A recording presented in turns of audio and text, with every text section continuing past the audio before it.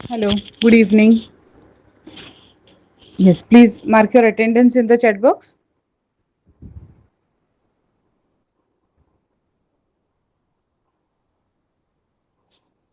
Okay, is my voice clear? माझा आवाज येतोय व्यवस्थित सगळ्यांना?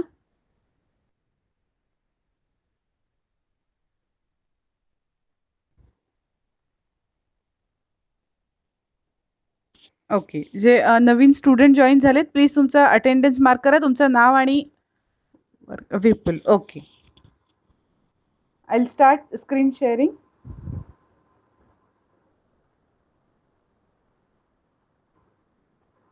स्क्रीन दिसतोय व्यवस्थित?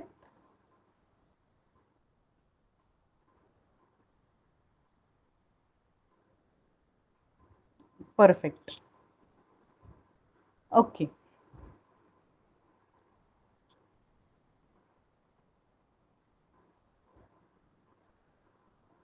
तर आता लास्ट लेक्चरमध्ये आपण इंटेलिजन्स टेस्टचं बुद्धिमत्ता चाचणीबद्दल घेतलेलं होतं.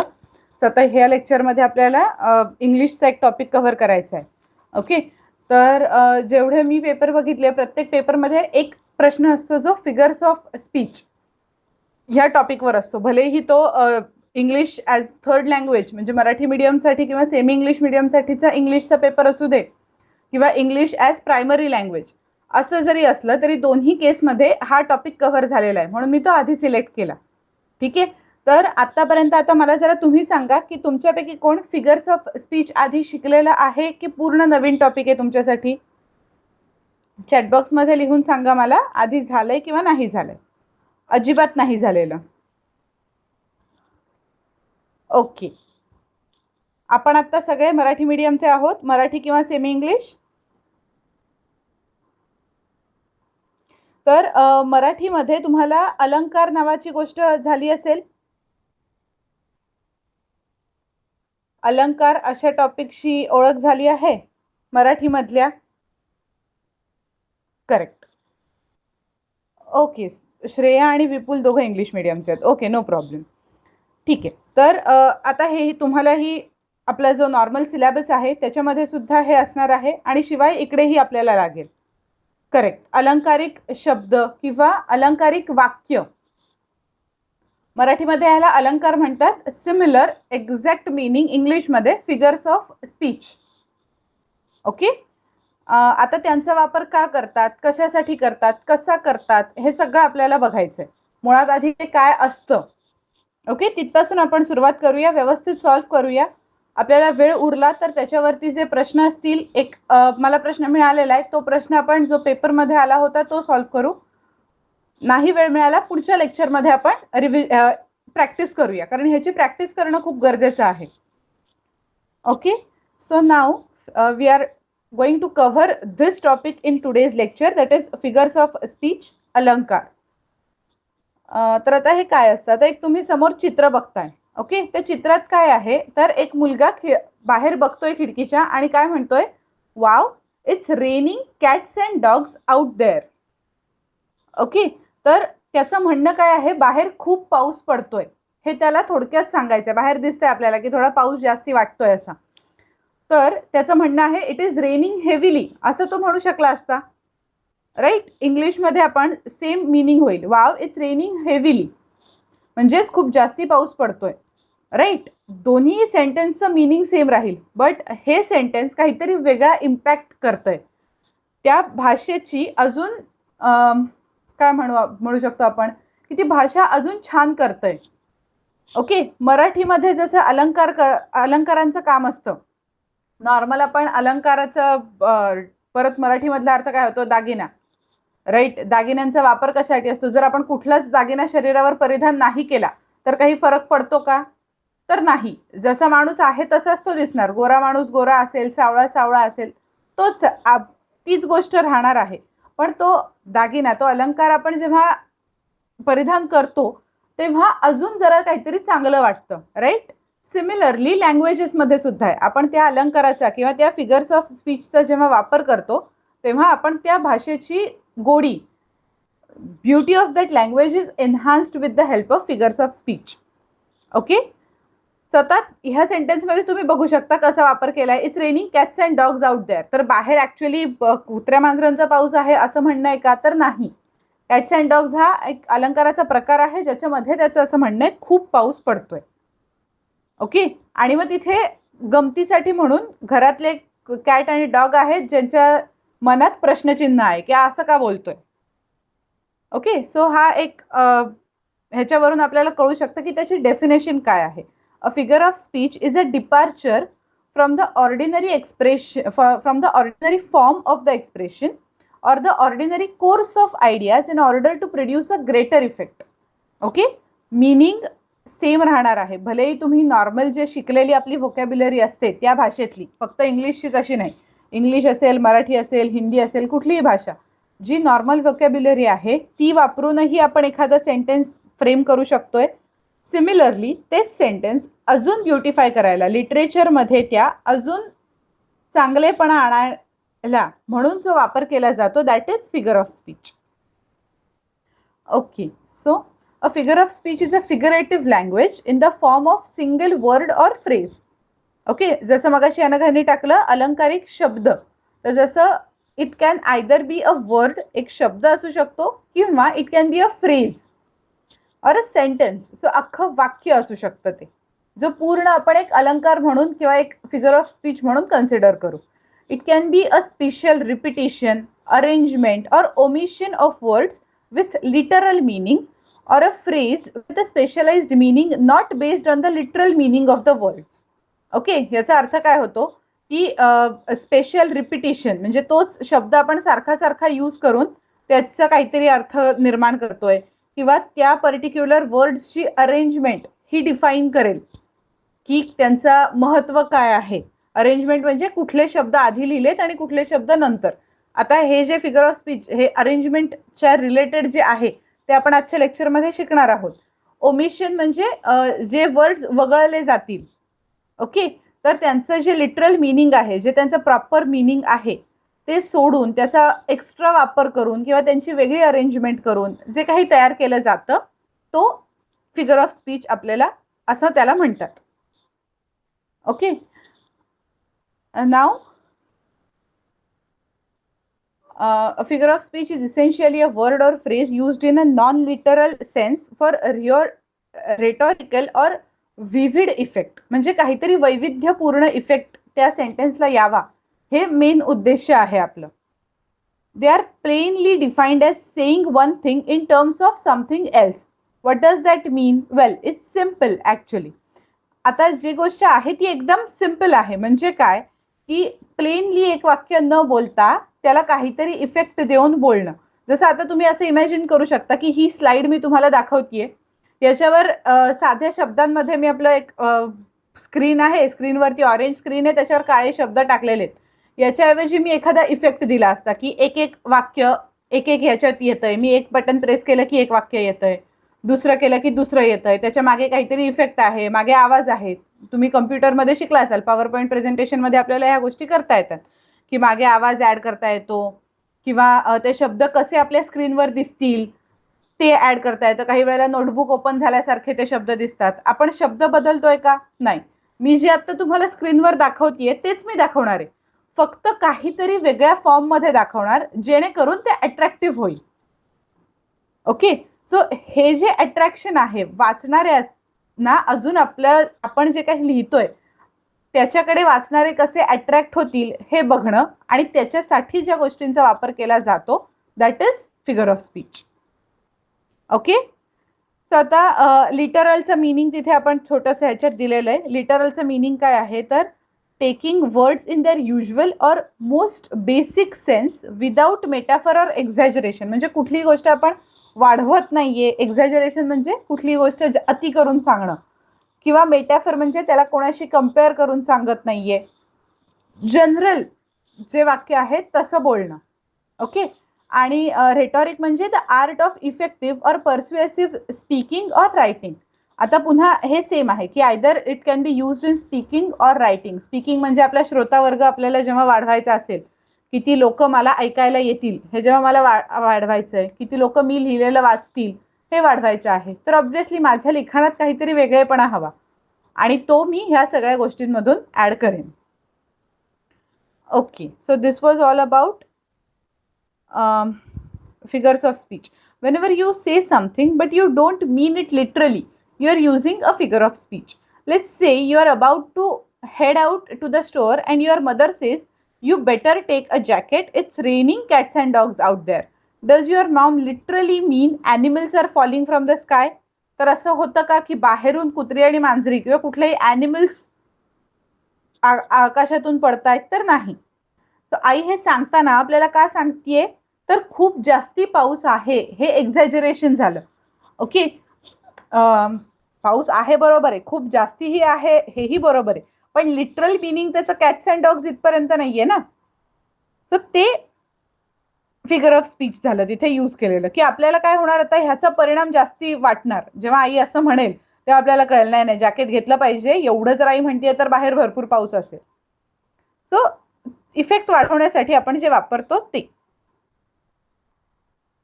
ओके, सो आता types of figures of speech. आता तुम्ही जर बघायला गेलात, आता हळूहळू जसं तुमचा इंग्लिश ह्या विषयाचा शालेय अभ्यासक्रम वाढेल तसं तुम्हाला लक्षात येईल की एका वर्षी साधारण 4-5 फिगर्स ऑफ स्पीच तुमच्या दरवर्षी सिलेबसमध्ये नवीन नवीन ॲड होतात. जसे टोटल 20-25 फिगर्स ऑफ स्पीच वेगवेगळे आहेत. जसे मराठीत अनेक अलंकार आहेत तसेच इंग्लिशमध्येही आहेत. ओके, बट जे सिलेबसमध्ये स्कॉलरशिपच्या सिलेबसमध्ये दिलेले आहेत तेवढेच मी आत्ता सिलेक्ट केलेत. तुम्हाला जर त्याच्याहून जास्ती शिकायचं असेल तर you can let me know, आपण त्यांच्यावर अजून डिस्कस करू, त्याच्यात काही हरकत नाही. बट आपला जो स्पेसिफिक सिलेबस आहे तो आधी आपल्याला पूर्ण करायचा आहे आणि म्हणून जितके तुमच्या सिलेबसमध्ये इन्क्लुडेड आहेत तेवढेच मी घेतलेले आहेत. ओके, आता हे types of figures of speech अजून 2 त्याच्यात कॉलम येतात आणि त्यात अजून एक्झाम्पल्स असतात. आपल्याला आज 2 शिकायचे आहेत. एक म्हणजे based on resemblance which include simile, metaphor, personification आणि ॲपॉस्ट्रॉफे.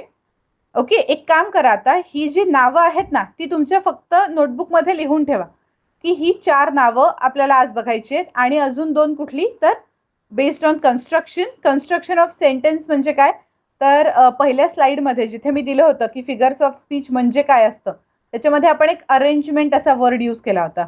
ओके, सो ते अरेंजमेंटशी रिलेटेड कन्स्ट्रक्शन म्हणजे तुम्ही वाक्य रचना करताना कुठले शब्द आधी बोलताय आणि कुठले नंतर बोलताय ह्यालाही महत्त्व असतं. जनरल आपण आता जे मी बोलतेय त्यातही मी काय आधी बोलतेय आणि काय नंतर ह्याला महत्त्व आहे. Similar cases here. Okay, climax आणि अँटी क्लायमॅक्समध्ये. So based on the construction of your sentence आणि रिझेम्बलन्स म्हणजे काहीतरी कम्पेअर केलं जाईल अशी जी सेंटेन्सेस आहेत ती. तर आपल्याला हे टोटल 6 टाइप्स आज शिकायचे आहेत. ओके, व्हॉइसचा प्रॉब्लेम सगळ्यांना येतोय का जरा सांगा मला.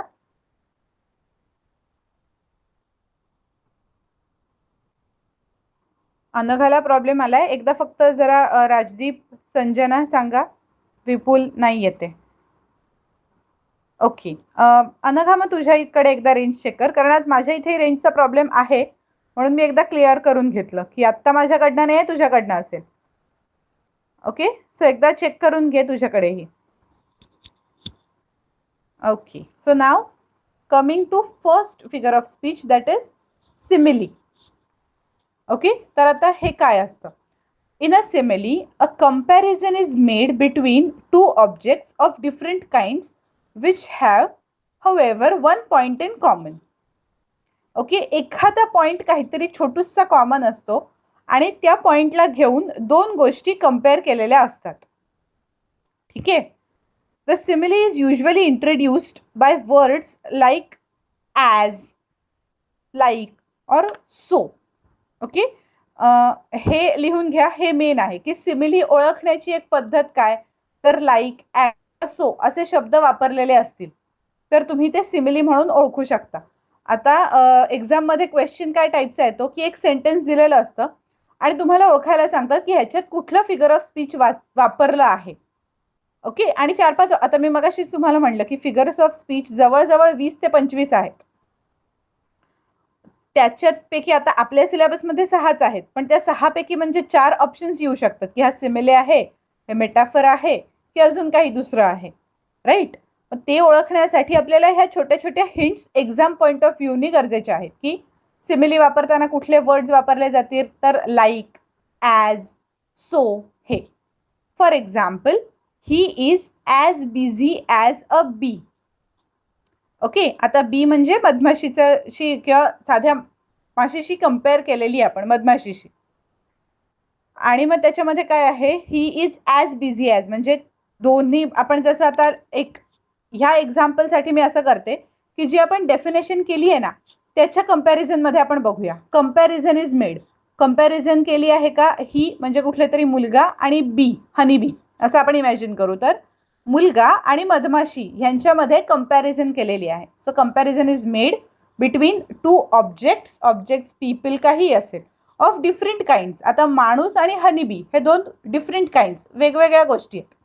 त्या दोघांमध्येही कंपॅरिझन केली आहे, पण दोन्ही अगदीच टोकाच्या गोष्टी नाही आहेत. त्यांच्यामध्ये एक काहीतरी पॉइंट कॉमन आहे. आणि आता ह्या गोष्टीमध्ये काय पॉइंट कॉमन आहे, तर तो माणूस सुद्धा आणि हनीबी सुद्धा दोघंही बिझी आहेत. ओके, सो ही कंपॅरिझन पॉसिबल झालेली आहे. Is it clear? सो आता इथे काय केलंय, he is as busy as bee म्हणजे आपण अर्थ काय घ्यायचा की तो माणूस इतका बिझी असतो, इतका व्यग्र असतो कामात की जशी मधमाशी असते कायम कामातच व्यग्र. ओके, हेच सेंटेन्स आपण सिंपल फॉर्म मध्ये कसं काय लिहू शकतो, तर he is a very busy person. Right, meaning same होणार आहे की तो खूप व्यग्र माणूस आहे. He is a very busy person. Right, काही वाक्य चेंज होणार आहे का मीनिंग मध्ये, तर काही नाही. पण जेव्हा मी असं म्हटलं he is as busy as a bee, तर इफेक्ट एकदम वेगळा आला. थोडासा वाचायला जरा मजा आली की कशी कंपॅरिझन केली आहे, काय केली आहे. म्हणजे आता जेव्हा माझं वाचन तेवढं चांगलं आहे तर मी इतकं चांगलं लिहू शकते. सो ह्या गोष्टी इम्पॅक्ट होतात आणि म्हणून हे शिकणं गरजेचं आहे. नेक्स्ट सिमिलीचे एक्झाम्पल काय आहे बघूया आपण. This pizza is as cold as ice. तर आता हे आता तिथे चित्रात दिलंय बघा, लिटरली दिलंय. एक आईसचा ब्लॉक आहे आणि त्याच्या आतमध्ये पिझ्झा आहे. इज इट पॉसिबल की पिझ्झा आईस एवढा थंड असेल? लिटरल वर्ड्समध्ये. हा, जितका आपण बर्फ आपल्याला थंड लागेल तोंडात टाकल्यावर तेवढा पिझ्झा कधीच लागणार नाही. बट तो थंड झालाय हे सांगायचंय आपल्याला. ओके, ते इफेक्ट देऊन सांगताना आपण असं यूज करू शकतो, this pizza is as cold as ice. आता पुन्हा बघू शकता तुम्ही, दोन गोष्टींची कंपॅरिझन केली आहे. कुठली? पिझ्झा आणि आईस. दोन पूर्ण वेगळ्या गोष्टी आहेत ज्यांच्यामध्ये एक पॉइंट कॉमन आहे. काय? की ते दोन्ही आत्ता सद्य स्थितीला कोल्ड आहे. ओके, असंच आपण उलटही करू शकतो. This pizza is as hot as volcano. खूप जास्ती गरम आहे. सो आपण तेव्हा व्होल्कॅनोशी कंपेअर केलं. कुठल्याही गरम गोष्टीशी, अतिरेकी गरम गोष्टीशी आपण कंपेअर करू शकतो. Okay, is simile clear? Yes, as hot as लाव्हा.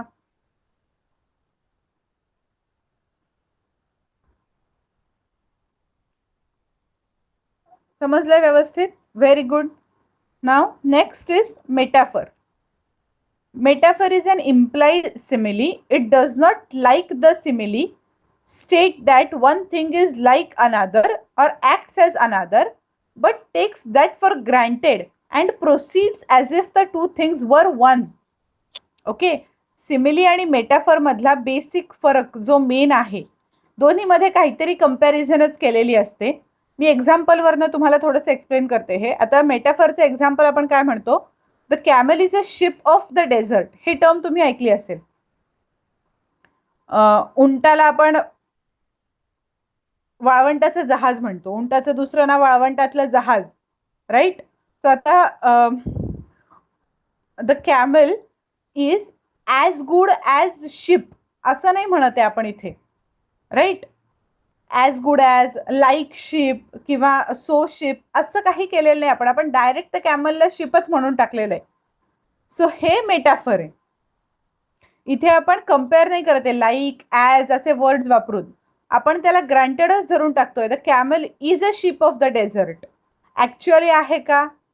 जहाज जी काही जहाज म्हणून म्हटल्यावर जे आपल्या समोर येतं ते आपल्या समोर उंट म्हणल्यावर येत आहे का? तर नाही. पण उंटाचं काम सेम आहे डेझर्ट मध्ये जे जहाज पाण्यात करतंय. सो इथे आपण मेटाफर यूज केला. इथे आपण सिमिली नाही केलेलं, आपण दोघांची कंपेअर करून as good as cold as, like असे काही वर्ड्स नाही यूज केले. आपण त्या गोष्टीला ग्रँटेड धरलं की ती तशीच आहे. Yes, it's a word given for camel. Okay, so जेव्हा आपण जे तिथे डेफिनेशन चेक करा, त्याच्यात कसं म्हणलंय, but takes that for granted and proceeds as if the two things were one. दोन्ही गोष्टी एक असल्यासारखंच आपण जे वाक्य सुरू करतो किंवा जे वाक्य लिहितो, that is considered under metaphor. Okay, so एक्झाममध्ये आता सिमिली आणि मेटाफर ह्यांच्यामध्ये कन्फ्युजन होण्याचे चान्सेस जास्ती असतात. तर ती अवॉइड करायला आपण काय करू शकतो? Every simile can be compressed into metaphor and every metaphor can expanded into a simile. Okay, म्हणजे असं नाहीये की आपण मेटाफरला मेटाफरच ठेवणं गरजेचं आहे, तो रूल नाहीये. त्याला आपण सिमिलीमध्येही कन्वर्ट करू शकतो. कसं ते बघूया. आकाश फॉट लाईक अ लायन असं आपल्याला एक सेंटेन्स आहे. म्हणजे काय की आकाशने सिंहासारखा लढा दिला. ओके, आता हे मराठीमध्ये पण मी कसं बोलली आहे, सिंहासारखा. Akash fought like a lion हे झालं सिमिली. आणि मेटाफर काय केलं आपण, Akash was a lion in the fight, म्हणजे तो लढाईमध्ये सिंहच होता. पहिल्या सेंटेन्समध्ये आकाश, लायन आणि फायटिंग हे तिघ जण कंपेअर केले, हे तिघांचा वापर केलेला आहे. आणि आकाशला सिंहाशी कंपेअर केलंय. सेकंड सेंटेन्समध्ये आकाशला सिंहच बनवून टाकलाय. Is it clear? कसं आपण एकच सेंटेन्स सिमिली पण करू शकतो आणि एकाच सेंटेन्सचं मेटाफर पण करू शकतो. आणि ह्यातला एकदम सिम्पल डिफरन्शिएटिंग कॅरेक्टर आहे लाईक, ॲज आणि सो. ह्या तीन शब्दांचा वापर जिथे दिसेल आणि कंपॅरिझन दिसेल ते झालं सिमिली. आणि एखादी वस्तू, एखादी व्यक्ती डायरेक्ट दुसरी व्यक्ती म्हणूनच ग्राह्य धरली जाते किंवा दुसरी व्यक्ती वस्तू म्हणून ग्राह्य धरली जाते, तिथे ते मेटाफर आहे.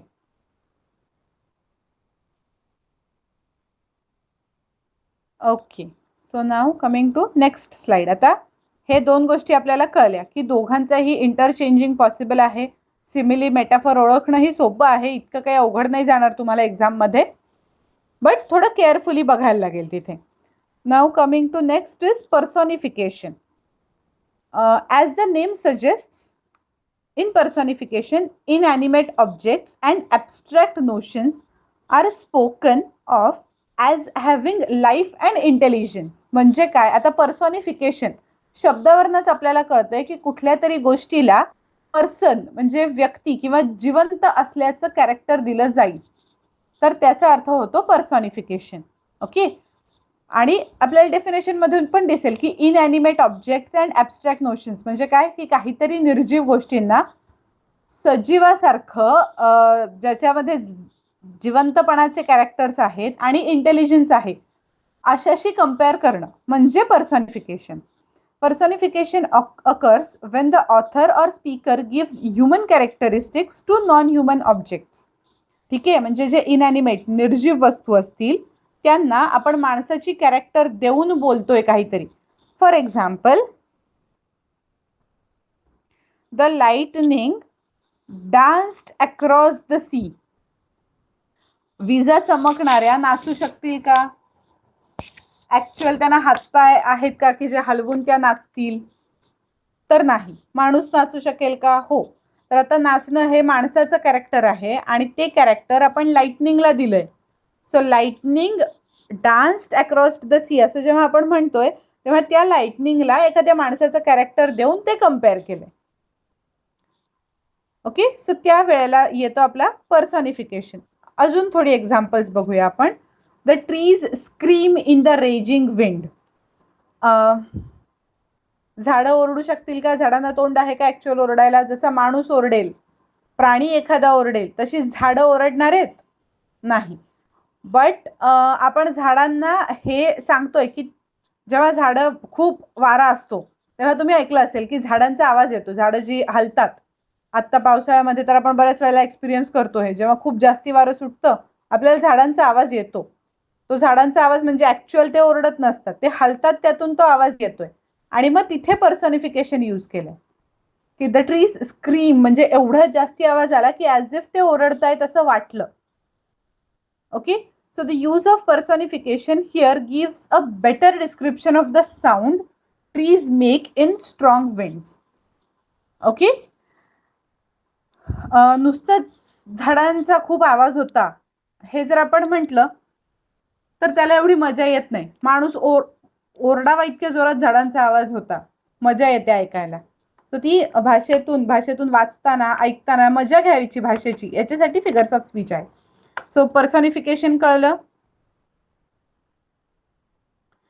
एक्झाम मध्ये जर एखादं सेंटेन्स आलं आणि पर्सॉनिफिकेशन ओळखायचंय तर आता इथे ॲज, लाईक असे काही शब्द नाही वापरलेले, दोन गोष्टींची कंपॅरिझन नाही केलेली, पण कुठलं आणि हे बघू शकता की इनॅनिमेट ऑब्जेक्ट आहे आणि त्याला काहीतरी माणसाचं कॅरेक्टर दिलेलं आहे, डान्सिंग, स्क्रीमिंग, सिंगिंग, असं काहीही माणूसाची इंटेलिजन्स आणि माणूस जे काही करतो त्यातलं काहीतरी यूज केलेलं आहे कुठल्या तरी तिसऱ्याच गोष्टीशी.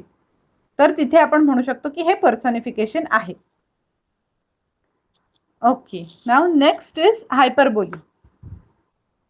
हे पण नावावरनच क्लिअर होतं. Hyperbole is something which is hyped, which is exaggerated. Okay, in hyperbole a statement is made emphatic by overstatement. Okay, काहीतरी एक्स्ट्रा सांगायचं. हायपरबोली ही अशी गोष्ट आहे जी आपल्या घरात, शाळेत कायम यूज होते. ओके, सो त्याच्यामध्ये एक मिनिट श्रेया, वर्ब असं का लिहिलंयस तू?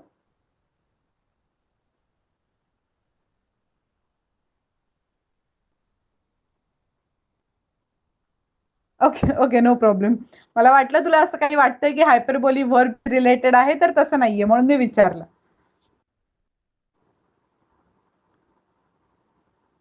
ओके, सो एक्झाम्पल आपण काय एकदम परफेक्ट एक्झाम्पल काय लिहू? I have told you a million times. Is it literally possible? मी आता तुम्हाला असं म्हणू शकते की I have told you million times to do homework on time. Okay, असं बऱ्याचदा शिक्षक म्हणतात.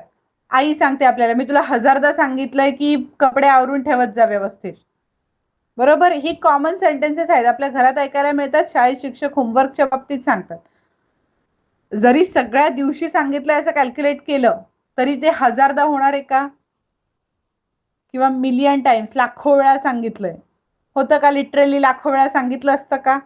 तर नाही. लिटरल मिनिंग घेतलं तर ते लाखो, हजारो असं काही नसतं, पण तरी अनेकदा सांगितलंय हे एक्झॅजरेट करण्यासाठी, त्याचा इफेक्ट वाढवण्यासाठी, की मी इतके वेळा सांगूनही तुम्ही ही गोष्ट करत नाहीये, हे जेव्हा दाखवून द्यायचंय तेव्हा आपण असं एक्झॅजरेशन वापरतो आणि त्या एक्झॅजरेशनला आपण हायपरबोली म्हणतो. Hyperbole is without a doubt the single greatest thing in the history of the universe. स्वतः हे सुद्धा, हे हायपरबोलीचं जे मी डेफिनेशन करतेय त्यातही मी एक्झॅजरेशन दाखवते. Is it literally the single greatest thing? बाकी काहीच आपल्या युनिवर्सच्या हिस्ट्रीमध्ये एवढं भारी झालं नाहीये का हायपरबोली इतकं? तर नाही, पण त्याची मजा आणायला ह्या वाक्याला एक, की हायपरबोलीचं मीनिंग काय, तर हीच सगळ्यात चांगली झालेली गोष्ट आहे. याच्यातूनच आपल्याला कळतंय की हे काहीतरी एक्झॅजरेशन आहे, अति वाढवून सांगणं, अति वाढवून बोलणं, असा जो प्रकार असतो दॅट इज युअर हायपरबोली. हायपरबोली ओळखायला एकदम सोपं आहे. म्हणजे एक्झाममध्ये हायपरबोलीवर प्रश्न आला तर धाडकन उत्तर येईल. हे असं मिलियन टाइम्स, झिलियन टाइम्स असं जिथे काही असेल तिथे ते पक्का एक्झॅजरेशनच आहे एखाद्या गोष्टीचं आणि त्यामुळे ते पक्का हायपरबोलीच आहे. Next is climax. ओके, आता आपण परत एकदा पहिल्या स्लाइडवरती जाऊया. तिथे गेलो की आपल्याला दिसेल आपण एक ॲपॉस्ट्रॉफी आहे त्याच्याऐवजी आपल्याला हायपरबोली आहे. तर रिझेम्बलन्स म्हणजे दोन गोष्टींना कम्पेअर करून असं जिथे आपण एखादा फिगर ऑफ स्पीच ॲड करतो तेव्हा आपण त्याच्यामध्ये कॅटेगरायझेशन करतो, सिमिली, मेटाफर, पर्सॉनिफिकेशन आणि हायपरबोलीचा. आणि पुढचा जो टाईप होता तो कन्स्ट्रक्शनवर होता, arrangement of words in a sentence. ठीक आहे, ते जसं मी मगाशी म्हटलं होतं की कुठल्या ऑर्डरनी आपण वर्ड्स एखाद्या सेंटेन्समध्ये लिहितोय, that is also important to impart some meaning to that sentence. Okay, yes, apostrophe is not there in your scholarship syllabus, that's why I have not included it here आपल्याला हवं असेल तर आपण नंतर घेऊ शकू. ओके, सो आता आपल्याला दोन शिकायचे आहेत, ते म्हणजे climax. So I'll again go to that slide where climax is explained. Climax is the arrangement of a series of ideas in the order of increasing importance. Okay, so it can either be a series of ideas or words. आणि कसे तर example मध्ये आपण बघूया आता. There are three things that will endure: faith, hope and love. Okay, जेव्हा मी हे sentence करतेय तेव्हा मी माझं काय म्हणणं आहे की तीन गोष्टी अशा आहेत ज्या कायम राहतील, एन्ड्युअर, लॉंग लास्टिंग आहेत. तर त्यातलं काय आहे? फेथ, होप आणि love. But the greatest of these is love. या तीन पैकी मला काही जर कम्पेअर करून सगळ्यात मोठं दाखवायचं आहे तर दॅट इज लव्ह. आणि हे जेव्हा मला सांगायचं आहे समोरच्याला आणि तेव्हा मी जेव्हा क्लायमॅक्स यूज करतेय तर त्या गोष्टीचा इम्पॉर्टन्स वाढवण्याच्या गोष्टी जाते. म्हणजे फेथचा कमी, त्याच्यापेक्षा होपचा जास्ती आणि त्याच्यापेक्षा लव्हचा जास्ती. ओके, तर आता हा पार्ट असा आहे जिथले क्वेश्चन्स एक्झाम पॉइंट ऑफ व्ह्यूनी हा पार्ट थोडा ट्रिकी आहे. का तर तुम्हाला एक्झाम मध्ये काय येऊ शकतं? तर ह्या सेंटेन्स मध्ये which of the three things is of greatest importance. Consider this as a figure of speech climax and right which of these is of greatest importance. असा क्वेश्चन येऊ शकेल. त्या लिस्ट मध्ये जो थर्ड वर्ड असेल that will be, or third or last word, third is not necessary, कितीही शब्द असू शकतील, 4-5ही असतील, तर त्यातला जो शेवटचा शब्द असेल that is of your greatest importance. So जे वर्ड्सची अरेंजमेंट आहे ती इम्पॉर्टन्सच्या दृष्टीने पुढे पुढे वाढत जाणारी दाखवलेली असते. थोडं अजून एक्सप्लेन करून घेऊया आपण. Climax is a figure of speech in which successive words, phrases, clauses और sentences are arranged in ascending order of importance. As in, look up in the sky, it's a bird, it's a plane. Okay, तर आता मी 3 sentences add केलेली आहेत इथे. बघ, up in the sky, कुठे बघ, it's a bird. So bird आहे. मी एखादा पक्षी दाखवते आणि पक्षी बघता बघता मला प्लेन दिसलंय. तर आता महत्वाचं म्हणजे जास्ती वेगळं बघण्यासारखं काय आहे तर बघ तिथे वरती प्लेन आहे, एरोप्लेन आहे, ते दाखवते. ओके, तर आता हा एक भाग झाला. जर तुम्हाला एक्झाम मध्ये दिलेलं असेल की बाबा हे क्लायमॅक्सचं सेंटेन्स आहे आणि ह्यातली मोस्ट इम्पॉर्टंट किंवा लिस्ट इम्पॉर्टंट थिंग काय आहे ती ओळखा. लिस्ट इम्पॉर्टंट जो पहिला असेल तो, मोस्ट इम्पॉर्टंट जो शेवटचा असेल तो. ट्रिकी पार्ट हा राहील की ते क्लायमॅक्सचं फिगर ऑफ स्पीच आहे हे ओळखून जर तुम्हाला विचारलं तर. ओके, आता जर असा ते प्रश्न विचारतात की which among the following is the most important thing according to you, look at the sentence, असं जर असेल प्रश्नामध्ये तर तिथेच आपल्या लक्षात येईल की हे सेंटेन्स आयदर क्लायमॅक्स किंवा अँटी क्लायमॅक्सशी रिलेटेड आहे. राईट, कारण बाकी फिगर्स ऑफ स्पीच मध्ये आपण बघू शकतो की अरेंजमेंट ऑफ वर्ड्स वरती काहीच रिलेट करत नाही. वर्ड्स कसेही अरेंज करा तुम्ही, as good as, cab, camel is a ship of desert, Akash fought like a lion, ह्याच्यामध्ये आपल्याला कुठेच काही वर्डच्या अरेंजमेंटचा संबंध येत नाही.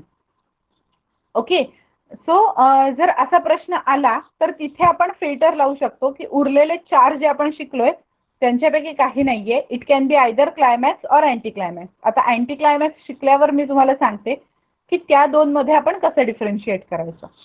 So is climax clear? कळलं नक्की काय प्रकारचं आहे हे, काय प्रकारचा फिगर ऑफ स्पीच आहे क्लायमॅक्स, हे कळलंय नक्की सगळ्यांना?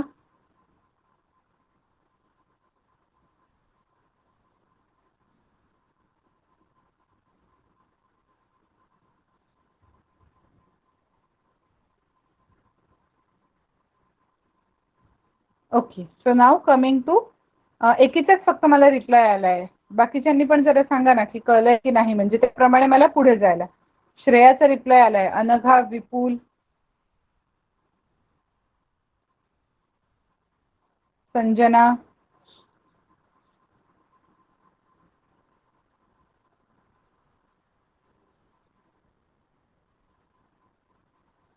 ओके. संजना आणि विपुल तुम्हालाही कळलंय नक्की क्लायमॅक्स काय आहे, फिगर ऑफ स्पीच कसा वापर करता येऊ शकतो आणि एक्झाम मध्ये आपल्याला आन्सर करताना काय करायचंय. Okay. So now anticlimax. Anticlimax is the opposite of climax. Okay. Word वरनच आपल्याला कळतंय, जसं आपण अपोजिट वर्ड्स मध्ये काही काही ठिकाणी अँटी हा शब्द टाकला की एखाद्या गोष्टीचं अपोजिट होतं. For example virus, antivirus.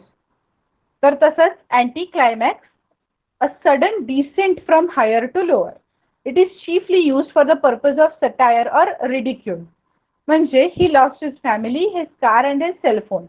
She is a great writer, a mother and a good humorist.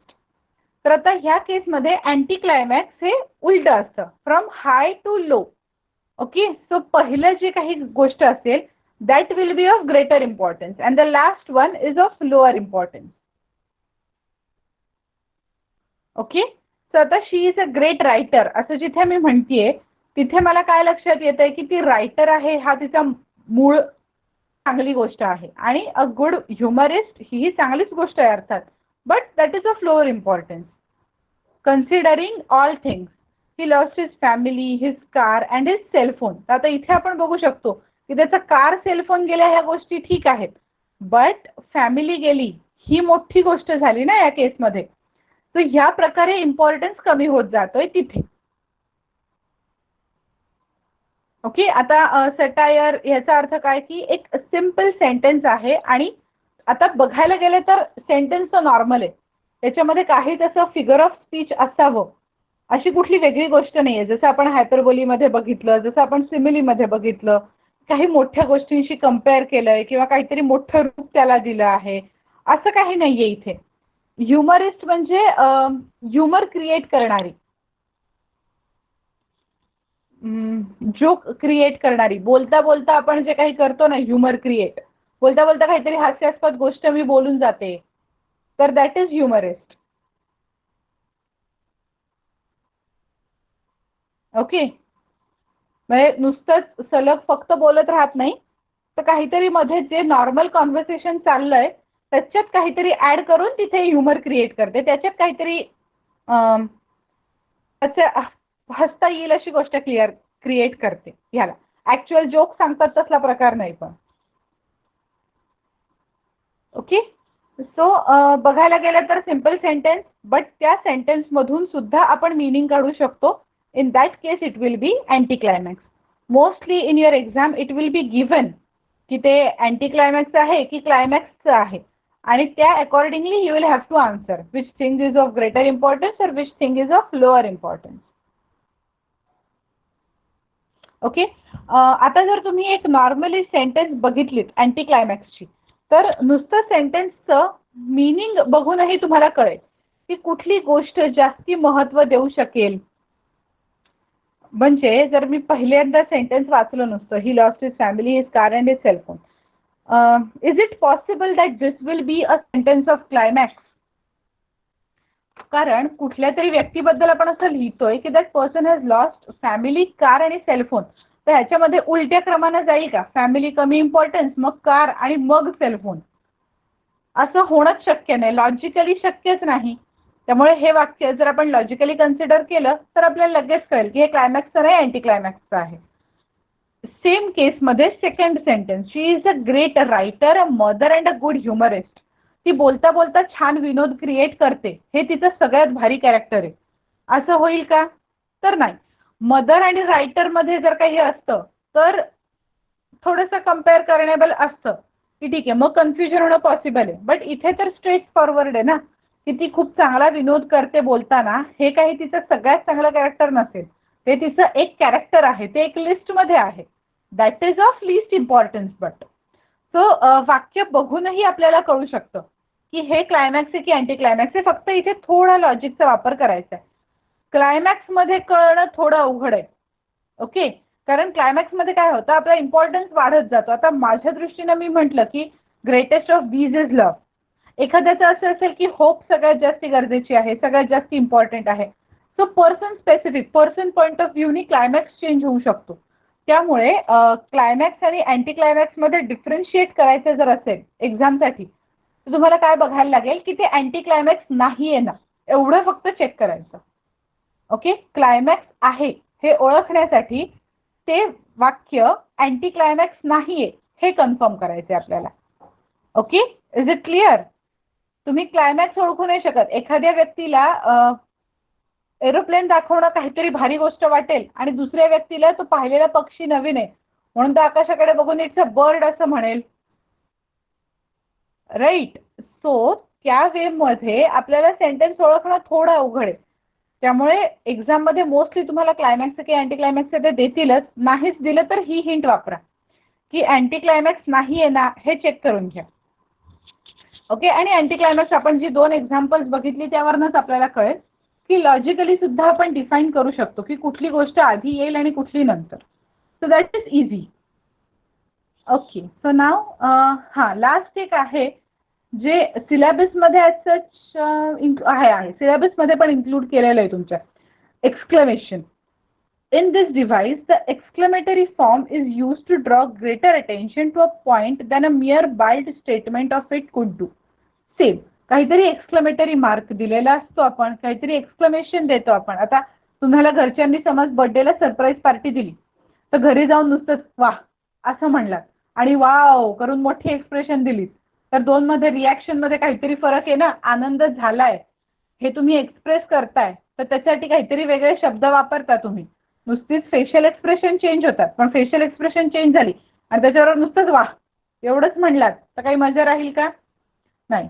ती जेव्हा आपण वाढवतो नॉर्मल आपलं सेंटेन्सेसचे टाईप जे तुम्ही बघितलेले असतील आतापर्यंत इंटरोगेशन अफर्मेटिव्ह हे जे सेंटेन्समध्ये आपण एक्सक्लेमेटरी सेंटेन्सेस शिकतो same kind of exclamation is used here. तेच एक्सक्लेमेशन इथेही वापरायचं आहे आपल्याला, काही वेगळं नाही आहे. So example I laughed so hard that I cried. Okay. तर आता इथे एक्सक्लेमेशन ओळखणं हे एकदम सोपं आहे. कसं? Exclamatory mark. राईट. आता मला असं सांगा की इथे सो हा वर्ड यूज केलेला आहे तर सिमिली म्हणू शकाल का तुम्ही? ह्या वाक्याला सिमिली म्हणू शकाल?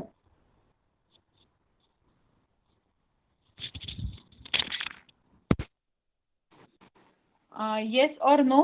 सिमिली म्हणू आपण याला?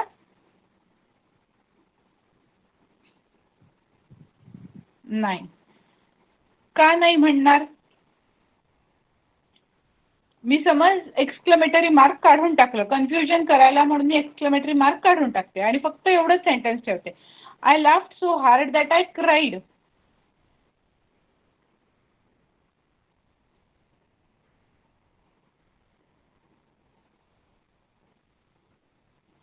तरी सुद्धा हे सिमिली होणार नाही का? तर आपण सिमिलीची एकदा पुन्हा डेफिनेशन बघूया. त्यामध्ये 2 गोष्टी कंपेअर केलेल्या आहेत. राईट. आणि त्या कंपॅरिझन मध्ये काहीतरी कॉमन पॉइंट आहे तो इथे नाहीये आणि म्हणून हे एक्सक्लेमेटरी मार्क भलेही काढून टाकू आपण तरी सिमिली होणार नाही. सो जरी शब्द असला तिथे तरीही हे एक्सक्लेमेशनच राहील. He couldn't believe that he won the race. Help. आता हेल्प हा सिमिलर वर्ड आहे. आता हा हेल्प मी असं नुसतं हेल्प असं वाचलं तर अर्थ वेगळा होतो. हेल्प असं ओरडले तर अर्थ वेगळा होतो. Okay. I can't wait to open my presents. हे एक्सक्लेमेशन आहे. हा माझा आनंद आहे, माझं दुःख आहे, whatever it is, whatever emotion which is expressed. Yes. Simile is use to compare two things. Yes. So समजलं एक्झाम्पल्स वरनं अजून जास्ती क्लिअर होतंय की का आपण एखाद्या गोष्टीला एक्सक्लेमेशन म्हणतोय.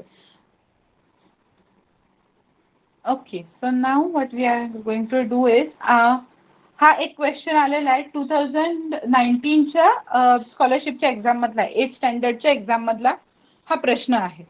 Okay. Identify the figure of speech. I wandered lonely as a cloud. आपल्याला ओळखायचं आहे. पर्सॉनिफिकेशन आहे, मेटाफर आहे, हायपरबोली आहे का सिमिली आहे? ओके. श्रेयाचा आन्सर आलाय सिमिली. बाकीच्यांनी पण जरा बघा.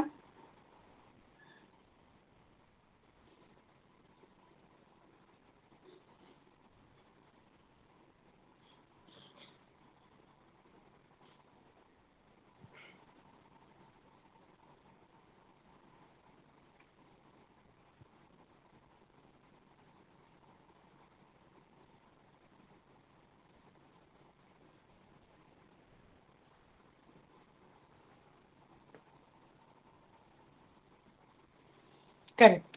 दोन गोष्टी कंपेअर केलेल्या आहेत. कुठल्या? आय म्हणजे स्वतः आणि cloud.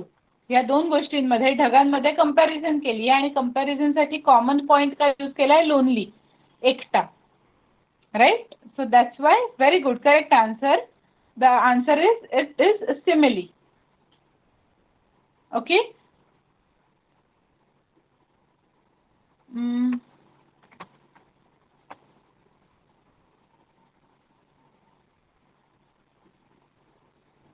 I was a cloud while wandering. असं जर मी सेंटेन्स केलं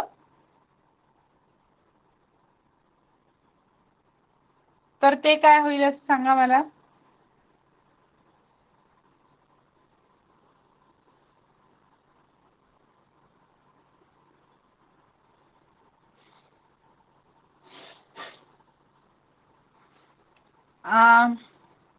नाही, मी काय म्हणतेय की आय वॉज क्लाउड. मी ढग होते, फिरताना मी ढग होते. मेटाफर. करेक्ट.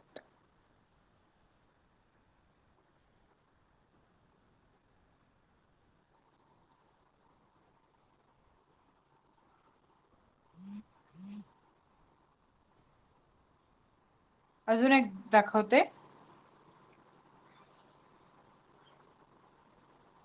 असं मी सेंटेन्स केले, clouds roared when it was raining. तर आता हे कुठलं आहे?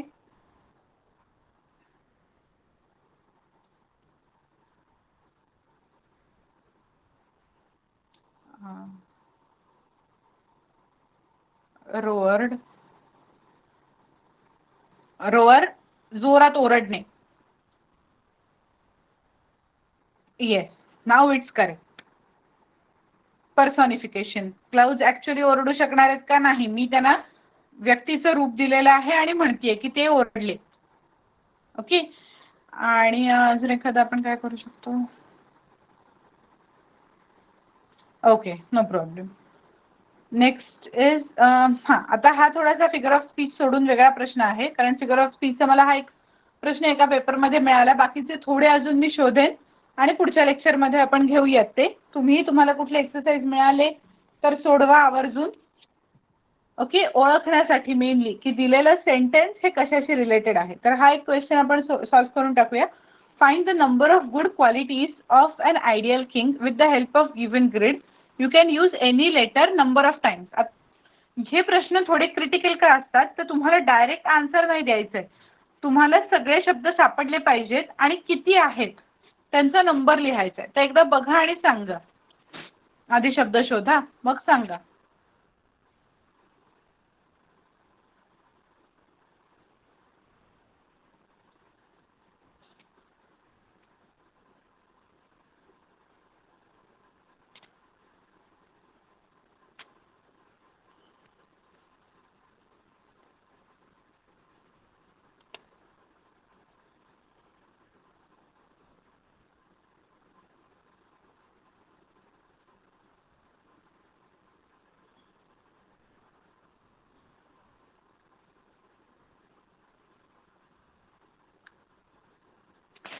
तुम्हाला हवं असेल तर जे काही शब्द सापडतील ना ह्याच्यामध्ये ग्रीडमधले ते चॅटबॉक्समध्ये टाकत जा.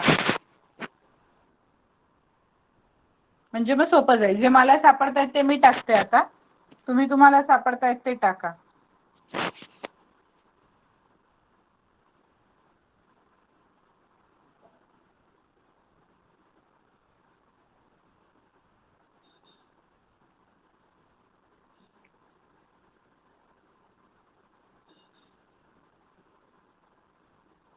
ब्रेक शब्द तर आहे बरोबर आहे, पण ते आयडियल किंगचं कॅरेक्टर मध्ये जाईल का ब्रेक?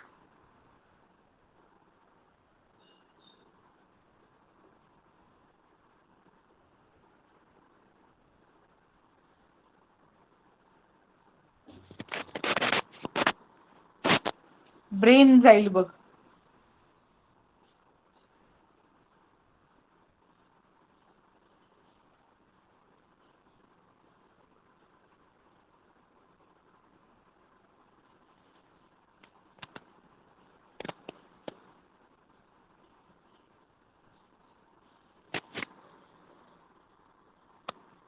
हे बघा, इथे नुसते शब्द नाही शोधायचे आहेत आपल्याला. आपल्याला असे काहीतरी शब्द शोधायचे जे एका आयडियल किंगची कॅरेक्टर्स असू शकतील.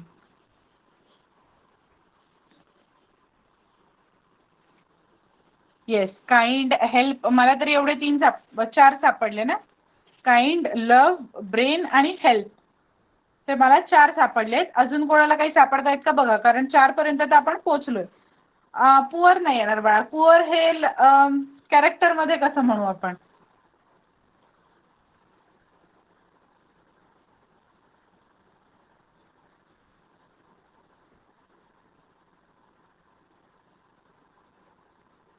एवढे. आता अजून 2 जर मिळाले तर आपल्याला थर्ड ऑप्शन मार्क करता येऊ शकतो. बट जर 4च राहिले तर आपल्याला फर्स्ट ऑप्शन मार्क करायला लागेल. तर ते बघायला लागेल अजून काही आहे का. तर अजून एक शब्द आहे नोबेल.